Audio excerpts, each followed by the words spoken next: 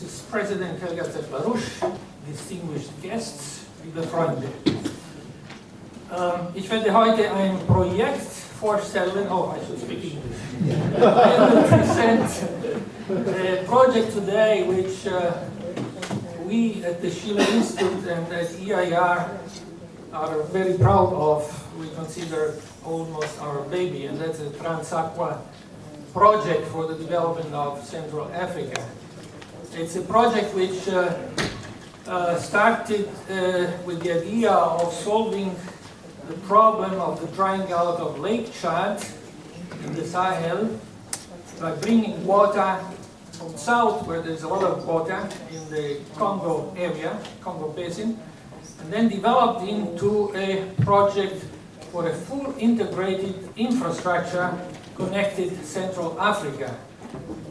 Not only water transfer, but also electricity generation, transport through a waterway and a highway, agriculture and agro-industrial development, trade, etc.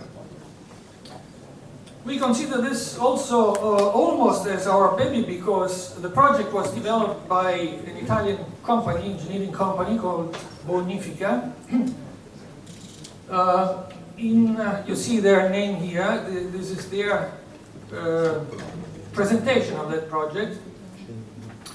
At the end of the 1970s, and it has been there for more than 35 years, but in all these years it was suppressed by the international community, although it was very clear that already in the 1980s a major flow of refugees had started exactly from this area, the Sahel, because the drying out of Lake Chad is threatening the life of about up to 30 million people who live there, who, by the shrinking of the lake, lose their way of subsistence. They cannot have fishery going on, they cannot have agriculture. Without water you cannot do anything. So, despite this evidence, this project has been suppressed by the international community, by the EU, until we picked it up and started to campaign for it. First, by impulse personally of Mr. Lyndon LaRouche at the beginning of the 90s, and again by his input in the years 2000s. And I will present to you first what the project is, and then I will tell you the story of how we got involved and what we achieved, because now this is on the agenda. So, yes, this is the presentation that the Bonifica company has made at the international conference in Abuja, in Nigeria, on Lake Chad last year, end of February 2018. And I will go quickly through it, not going too much into details, but you see there the Sahel region marked on the continent of Africa. And okay, you can see there Lake Chad. Pointer is which one? Red pointer? The one with the E? This one? This one should be the... Okay, this one, yeah. You see Lake Chad and you see neighboring countries. So the Lake Chad is today one fraction of what it was, and this is sweet water, it's not salt water. It was 40, 50 years ago. And these neighboring countries, they are members of the Lake Chad Basin Commission. Plus, there are some observers in the commission.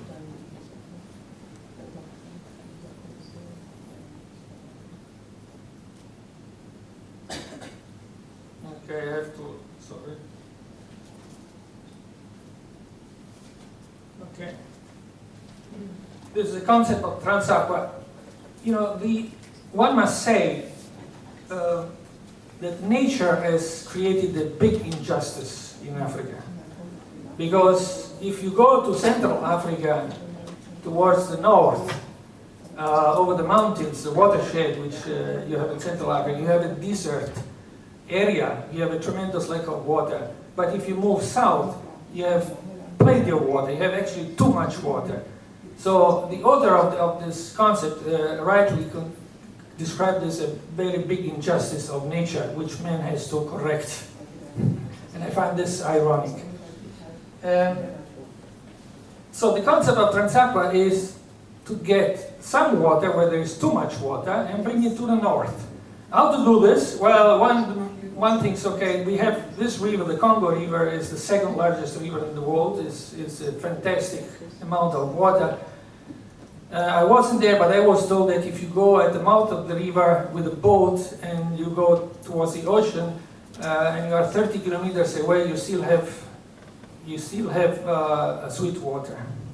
So somebody thought, okay, well, how can we get some water from this river? Maybe we go there and we pump it uphill to refill Lake Chad. So they did the study for this, which costed 5 million, and it was almost wasted money.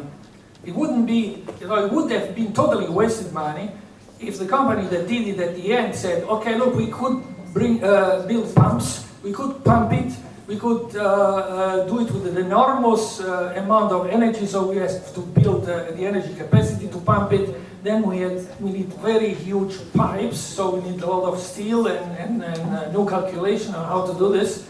But this won't be enough to refill the lake. However, the last part of Transaqua, there in Central Africa, gives us a cue, because if we build a dam there, then this can add the additional input to make it sufficient. So they hinted to the fact that they said that going down and pumping water doesn't work, it's not efficient, but they hinted to the fact that there was another idea. So, and this is the idea of Transaqua. The idea of Transaqua is to go down south to Congo, and there it is,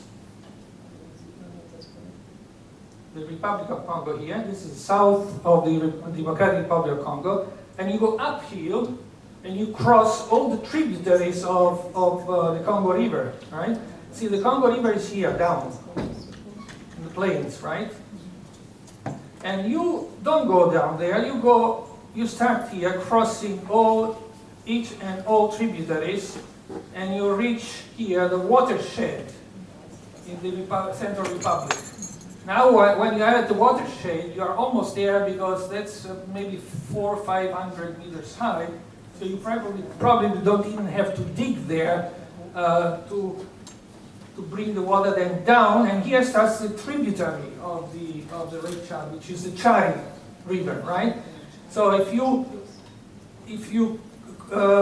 build this, then you have a total length from the Lake Chad to here of 2,400 kilometers, which would be entirely navigable if you do it properly.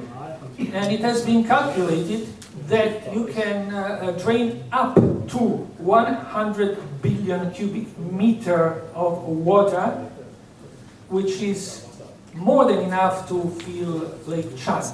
So this is the maximum you can drain, and at the end you have maybe 5–8% of water taken from the Congo River, so not much.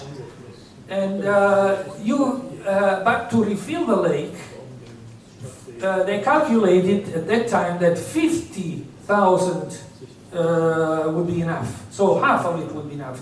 They say, okay, what do we do with the rest of the water? Well, we need to use it for irrigation. So you have now the perspective of irrigating the whole area here, which you see green, right? And this is an area as large as the Italian region of Lombardy. So, and of course, so how do you build this canal? If 2,400 kilometers is a lot, but if you take away the river, the Chari River, then it becomes much less. Maybe it becomes only 2,000. And then there is the other idea how to build this. You build a dam.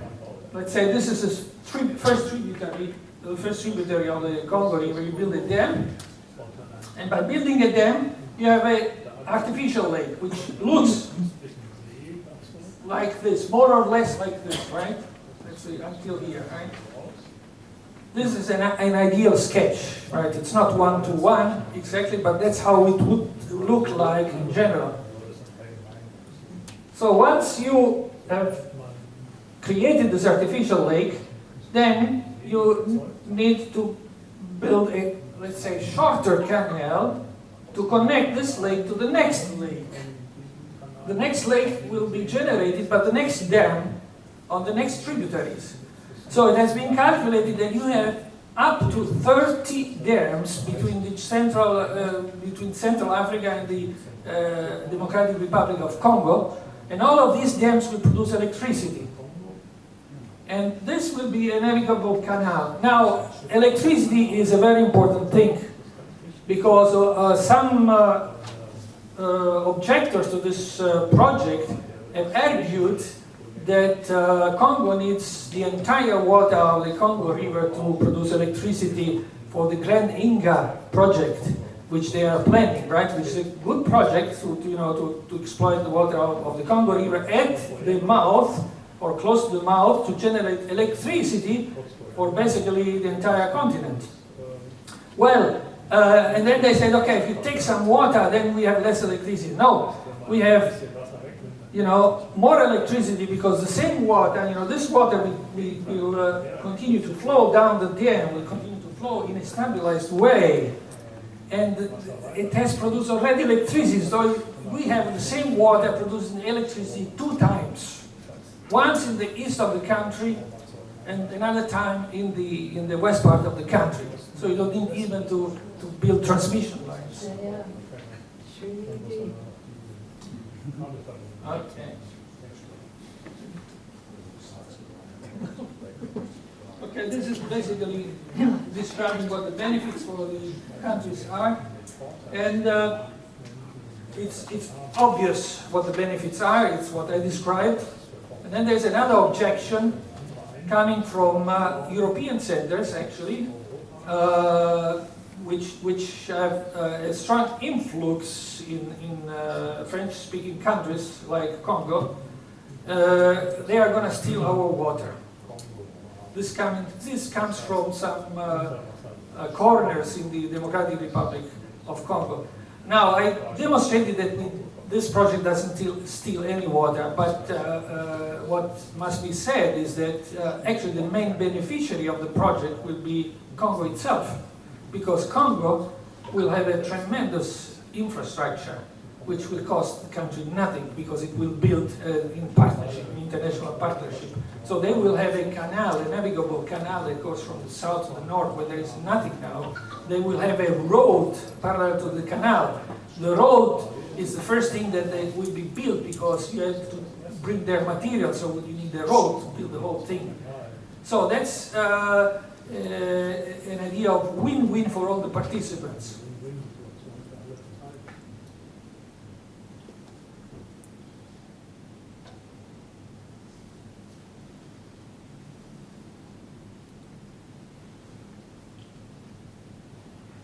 Okay, Central African Republic has no access to sea. Through this infrastructure, they will get a connection, and they will have a inland port, which can become a trade and transport center for the whole of Africa. So,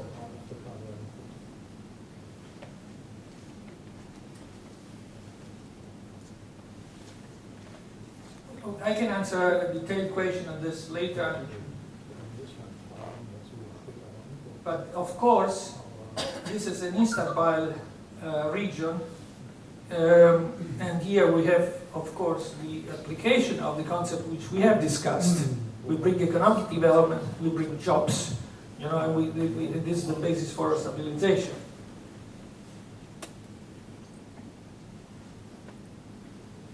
Okay. The Italian company presented at the Abuja conference also a sketch on how this would work in time, how the section will be built, how much does it cost, how many jobs will be created, etc. This is a rough calculation. To have a real idea, you need a real feasibility study, and I will come to that. And of course you need that all the countries involved agree. Okay. Okay, this is the idea of the inland port in the Central African Republic.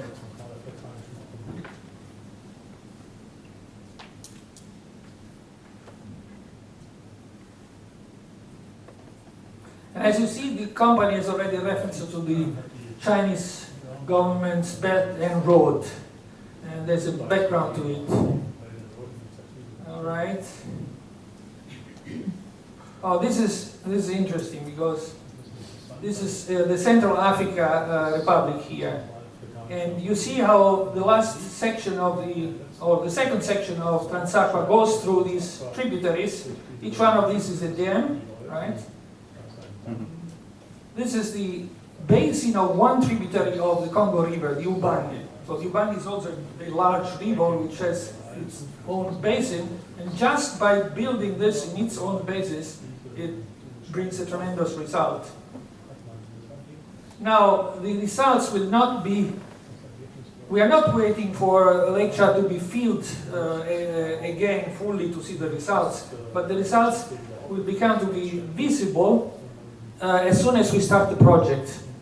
Because as we start the project, then we will create a tremendous wave of employment and development and incomes for the families there. So this will make the change immediately.